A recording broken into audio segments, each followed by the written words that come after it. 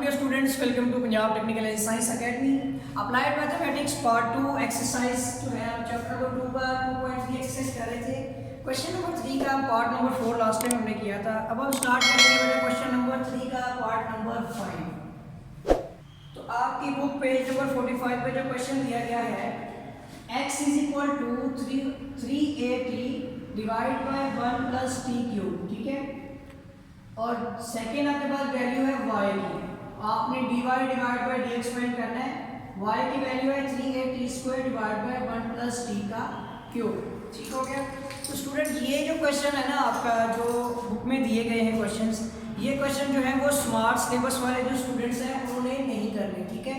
उनके लिए ये टॉपिक जो है वो रिमूव करवा दिया गया है, बाकायदा मैंने आपको स्मार्ट सिलेबस में इसके हवाले से बताया हुआ है, ठीक है। तो चलिए स्टार्ट करते हैं इस क्वेश्चन को।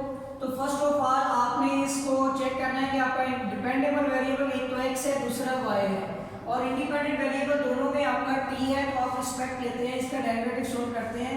Differentiation with respect to independent, इसका जो वेरिएबल वो t है ऑन बोथ साइड। तो फर्स्ट ऑफ ऑल आपने दोनों पे डेरिवेटिव अप्लाई करना है। So d/dt into x is equal to, तो यहाँ आपने लेफ्ट पे डेरिवेटिव लगाया तो राइट साइड पे भी d/dt इनटू आ जाएगा 3at divide by 1 plus T का क्यूब, ठीक है।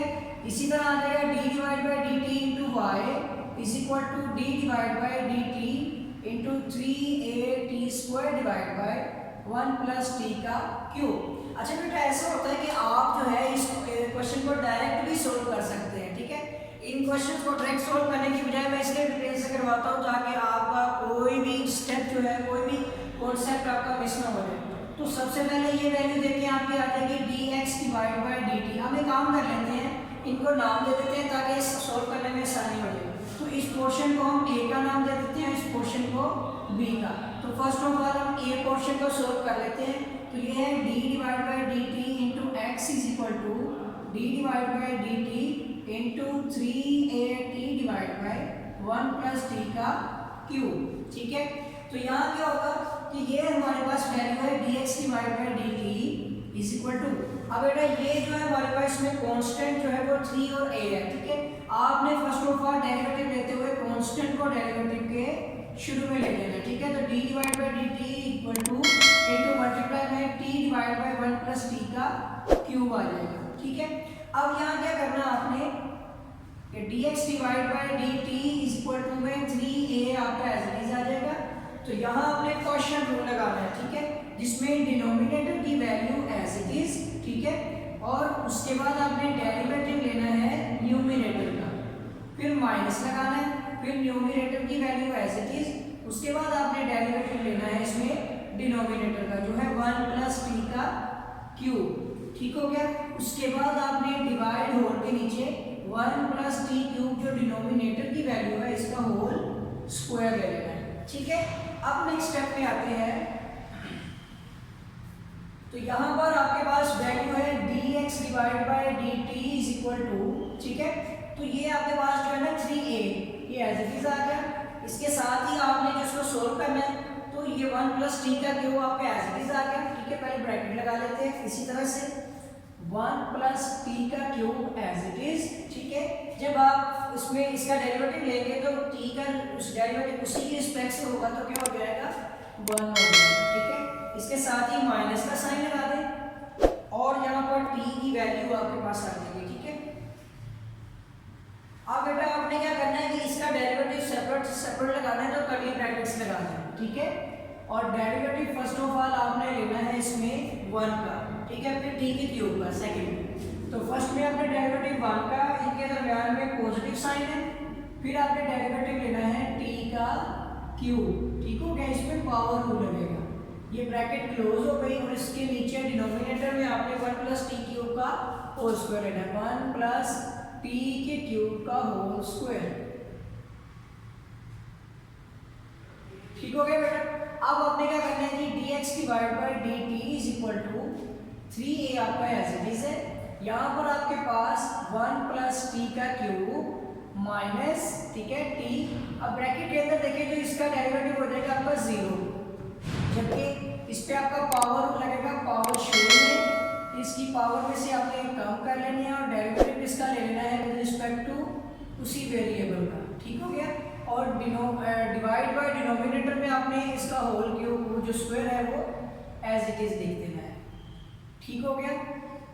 इसके बाद नेक्स्ट आ जाएगा dx divide by dt is equal to 3a, और इसको हम सिंप्लीफाई करते हैं तो 1 प्लस t का क्यूब माइनस में t आपके पास, इसको सोल्व करें तो ब्रैकेट में देखिए अंदर 3 है, ये t का आपका हो जाएगा स्क्वायर, इसका डेरिवेटिव हो जाएगा 1, ठीक हो गया।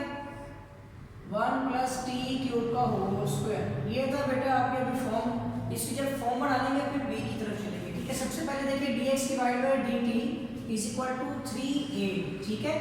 यहाँ पे जो फॉर्म है वो है 1 प्लस टी का क्यूब माइनस, यहाँ भी आप देख सकते हैं टी का स्क्वायर रूट टी कितने हो गए 3t का क्यूब, ठीक हो गया, divide by 1 plus T cube का होल स्क्वायर, ओके। ये देख सकते हैं आप 3t का स्क्वायर और t का स्क्वायर जब बेस सेम हो तो पावर्स ऐड हो जाती हैं, इसकी पावर 1 है इसकी पावर 2 है, 2 प्लस 1 कितने हो जाएंगे 3, 1 तो खत्म हो जाएगा आपका, ठीक है। तो dx divide by dt is equal to 3a और ब्रैकेट में ऊपर 1 माइनस 2t का क्यूब आएगा, देखिए किस तरह से आएगा कि ये आपके पास 3t क्यूब है, बड़ी वैल्यू है जो कि नेगेटिव साइन में है, तो दूसरी पॉजिटिव है, 3 में से 1 निकाल देंगे बाकी 2 आएंगे, बड़ी रकम के साथ माइनस है तो माइनस लग जाएगा, ये तो आप अच्छी तरह से जानते हैं बेटा। 1 प्लस टी क्यूब का होल स्क्वायर, तो बेटा ये था आपका जो है ना क्वेश्चन ए, इसका आंसर आ गया। अब आपने पोर्शन बी को फाइंड करना है जिसमें आपने dy डिवाइड बाय dt की वैल्यू फाइंड आउट करनी है, ठीक है। इसके साथ ही आपको लास्ट टाइम बताया था ना हमने कि dx ओवर dt को dt ओवर dx भी बनाया था, वो फॉर्म भी आप बना लें कि इसको dt डिवाइड बाय dx कर लें ताकि आप उसकी वैल्यूज को उधर पुट कर सकें, तो ये आ जाएगा आपका 1 प्लस टी क्यूब का होल स्क्वायर, ठीक है, divide bye 3a into 1 minus 2t का क्यूब, ठीक हो गया।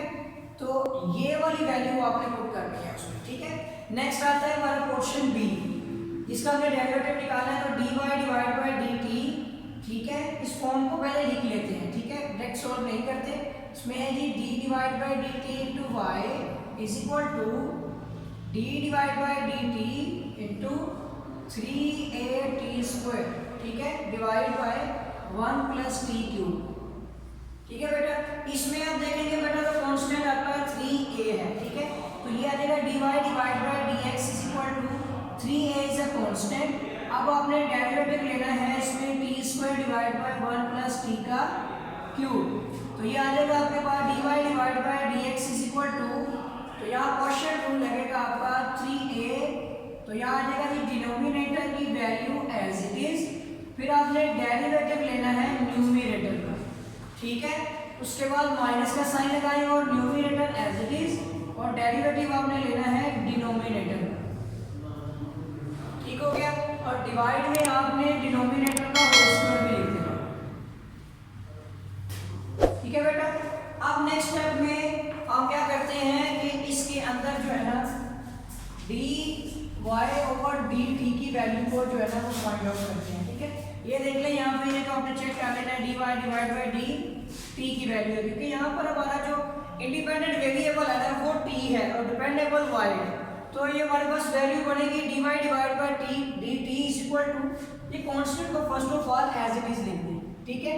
उसके बाद वैसे ही स्क्वायर ब्रैकेट डालें, 1 प्लस टी का क्यूब आप एज इट इज आ जाएगा 1 प्लस टी का क्यूब। अब आपने देखना है कि यहाँ पर आपके पास जो डेरिवेटिव ले रहे हैं जो वेरिएबल है उसके ऊपर क्या है एक्सपोनेंट, आपने इसके ऊपर पावर रूल लगाना है, तो पावर रूल के लिए आप देखें टी स्क्वायर है, तो यहाँ पे आपके पास आ जाएगा पावर, शुरू में पावर में से आपने कम कर लेनी है और डेरिवेटिव किसका लेना है आपने with respect to t base का, यानी इस टी स्क्वायर का आपने डेरिवेटिव इस तरह से लेना है कि स्क्वायर का जो 2 है वो पहले लिख देना है, फिर उसी स्क्वायर की जो पावर होगी एक कम करके लिखेंगे, फिर आपने इसकी बेस टी का डेरिवेटिव ले लेना है, ठीक है। इसके बाद नेक्स्ट आपके पास आता है कि आप यहाँ पर जो है ना कर्ली ब्रैकेट डालें, ठीक है, क्योंकि स्क्वायर ब्रैकेट ऑलरेडी डाल चुके हुए हैं। अब माइनस का साइन लिखते हैं, फिर टी स्क्वायर लिखते हैं, ठीक है, ये वाली वैल्यू। अब आप देख सकते हैं कि यहाँ पे D divide by D T into 1 plus T का क्यूब, आपने सेपरेट दोनों पे डेरिवेटिव अप्लाई करना है। क्या होगा यहाँ पर कि कर्ली ब्रैकेट्स के अंदर आपने डेरिवेटिव फर्स्ट वाला जो है वो लेना है 1 का, ठीक है। उसके बाद दरमियान में साइन है पॉजिटिव, फिर आपने डेरिवेटिव लेना है इसमें t का क्यूब, ठीक हो गया। फिर ब्रैकेट को कर्ली ब्रैकेट क्लोज कर दें और स्क्वायर ब्रैकेट में डिनोमिनेटर के अंदर आपने 1 प्लस टी क्यूब का होल स्क्वायर ले लें, ठीक है बेटा। अब क्या करना है आपने, नेक्स्ट स्टेप में इसकी सिंप्लीफिकेशन करनी है, ठीक है। जहां तक आप डेरिवेटिव जब तक कंप्लीट नहीं हो जाएगा तब तक आप इस क्वेश्चन का आंसर नहीं निकाल सकते। पहले आ जाएगा 3a, उसके बाद आपने 1 प्लस टी का क्यूब, ठीक है। अब हम कर्ली ब्रैकेट को सॉल्व करते हैं तो आ जाएगा 2, इसको मैं दोबारा से लिख देता हूं, देखिए 2 टी आ जाएगा, इसका डेरिवेटिव आपका 1 हो जाएगा, ठीक है। और ब्रैकेट हो जाएगी क्लोज माइनस, फिर ये आ जाएगा टी स्क्वायर। यहाँ पर आपने अलग अलग डेरिवेटिव लेना है, कांस्टेंट का 0, कांस्टेंट का 0 आ जाएगा, प्लस इस पे पावर लगेगा, पावर शुरू में, और पावर में से आपने एक काम करनी है और derivative with respect to t आपने किसका ले लेना है, टी का डेरिवेटिव, ठीक है बेटा। ये आपका ये कंप्लीट हो गया, हमने सेपरेट सेपरेट डेरिवेटिव भी लगा दिया और ब्रैकेट क्लोज करके डिनोमिनेटर में 1 प्लस टी क्यूब का होल स्क्वायर भी लिख दिया, ठीक हो गया। अब ये आ जाता है dy बाय dt, ठीक है ना, इज इक्वल टू 3a, ठीक हो गया। यहाँ पर आपके पास जो फॉर्म है इसमें से मल्टीप्लाई करते हैं तो आती है 2t, ठीक है, इंटू 1 प्लस टी का क्यूब। अभी हम नेक्स्ट स्टेप में इसको मल्टीप्लाई करेंगे, पहले देखते हैं फॉर्म में क्या है, टी स्क्वायर, और इसके अंदर आपके पास जो वैल्यू है, अगर कर्ली ब्रैकेट में भी नहीं है तो इसका लिख लेते हैं, ठीक है। क्या बेटा कर्ली ब्रैकेट सी डालें, यहाँ पर आपके पास जो है ना ये वैल्यू 2t को मैंने शुरू में लिख दिया, ये एक ही चीज़ है, असल में ना आपस में मल्टीप्लाई होंगी, आप इसको इसी तरह से लिख दें, ठीक है। फिर टी स्क्वायर आ जाएगा, उसके अंदर जो आपके पास वैल्यू है वो एक तो आ जाएगी 0 खत्म हो गया, 3t का हो जाएगा आपका स्क्वायर और ये आपका आ जाएगा 1, ठीक हो गया, divide by 1 plus T cube का होल स्क्वायर। तो dy डिवाइड बाय dx की जो वैल्यू है आपकी, सॉरी dt की जो वैल्यू है जी 3, ये वाली 3 की वैल्यू भी इसमें मल्टीप्लाई हो सकती है, लेकिन कुछ चीज़ कॉमन आती है वो देखते हैं इसको। तो 3a आ गया, इसके अंदर आपके पास जो वैल्यू है इसको मल्टीप्लाई करेंगे 2t, ठीक है, प्लस 2t का क्या हो जाएगा क्यूब और प्लस 1 कितनी होगी, t की पावर 4 माइनस, अब यहाँ भी आप देख सकते हैं 3 और t की पावर कितनी हो जाएगी 4, क्योंकि t स्क्वायर बेस सेम हो तो पावर ऐड हो जाती है, 2 प्लस 2 कितना हो जाएगा 4, डिवाइड बाय 1 प्लस टी का होल क्यूब स्क्वायर, ठीक हो गया। ये फॉर्म बन रही है आपके पास dy divide by dt is equal to 3a, और अंदर आपके पास जो वैल्यू है ना वो यहाँ पे आती है 2t माइनस टी की पावर 4, ठीक है, और इसके बाद डिवाइड बाय आपके पास आ जाएगा 1 प्लस टी के क्यूब का होल स्क्वायर। इन दोनों में आप देख सकते हैं कि t कॉमन आ जाएगा, तो dy divide by dt is equal to 3at into 2 minus t का क्यूब, ठीक है, divide by 1 plus T cube का होल स्क्वायर। तो ये बेटा आपकी जो है ना पार्ट 2 की वैल्यू भी आ चुकी है, ठीक है। अब जो आपने वैल्यू फाइंड करनी है वो है dy divide by dx, so dy divide by dt की वैल्यू भी हमारे पास है और dt डिवाइड बाय dx की वैल्यू भी मौजूद है। इन वैल्यूज को यहाँ पर लिखते हैं, तो dy डिवाइड बाय dt की वैल्यू है 3at इंटू 2 माइनस टी का cube divide by 1 plus T cube का होल स्क्वायर मल्टीप्लाई बाय, ये जो वैल्यू हमारे पास dt ओवर dx की है ये है 1 प्लस टी का cube divide by 3 into a, ठीक है, यानी कि 3a इंटू 1 माइनस 2t का होगा 1 माइनस 2t का क्यूब, ठीक है बेटा। अब यहाँ पे आप देख सकते हैं कटिंग में आपके पास 3a से कैंसिल हो जाएगा, ठीक है, और यहाँ पर ये जो डिनोमिनेटर की वैल्यू जो है ना 1 प्लस टी क्यूब, ये इस 1 प्लस टी क्यूब से कैंसिल हो जाएगी। तो जो फॉर्म बन रही है ना आपकी यहाँ पर वो है t इंटू 2 माइनस टी का cube divide by 1 minus 2t का क्यूब, ठीक है। तो ये है dy डिवाइड बाय dx की वैल्यू। अब बुक से टैली कर लेते हैं कि क्या हमारा आंसर जो है वो बुक से टैली करता है, मैच करके देखते हैं। एक्सरसाइज नंबर 2.3 क्वेश्चन नंबर 3 का पार्ट 5, क्वेश्चन नंबर 3 का पार्ट 5 है t इंटू 2 माइनस टी का cube divide by 1 minus 2t cube. तो स्टूडेंट यही है बेटा आपका बुक से आंसर टैली हो गया और बेटा अगर आपने मेरा चैनल सब्सक्राइब नहीं किया है तो चैनल को सब्सक्राइब कर लें और बेल आइकन पर क्लिक कर लें ताकि आपको नए लेक्चर जो है वो बर वक्त और आसानी मिलते रहें।